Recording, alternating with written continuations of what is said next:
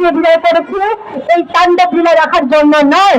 সুতরাং আমাদের অবস্থান স্পষ্ট, শুধুমাত্র এই গ্রেপ্তার করা নয়, বিচার করা নয়, সঙ্গে সঙ্গে সাংবিধানিক স্বীকৃতি আদিবাসী হিসেবে দিতেই হবে এবং এর বাইরে কোনো বিকল্প নেই।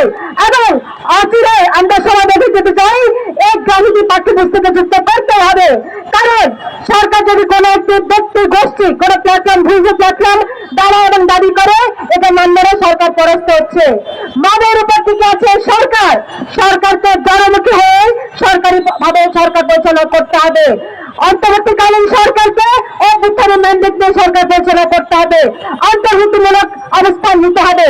সুতরাং ঘটনা ঘটে গেলে কাউকে গ্রেফতার করে শুধুমাত্র প্রতিক্রিয়া জানিয়ে দায়িত্ব শেষ করা যাবে না।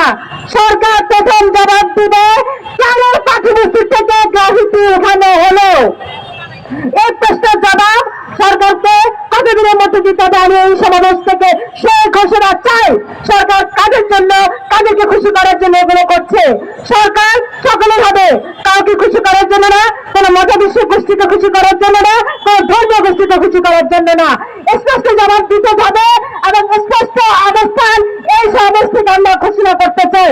সকলকে আমরা অগ্রিম শুভেচ্ছা জানাচ্ছি এবং এই প্রতিবাদ সমাবেশ প্রতিবাদী অবস্থান জারি রাখার জন্য সকলকে আমি অভিনন্দন জানাচ্ছি এবং সকলকে বলছি এই বিষয়ে সুরাহা না পর্যন্ত রাজপথে থাকতেই হবে।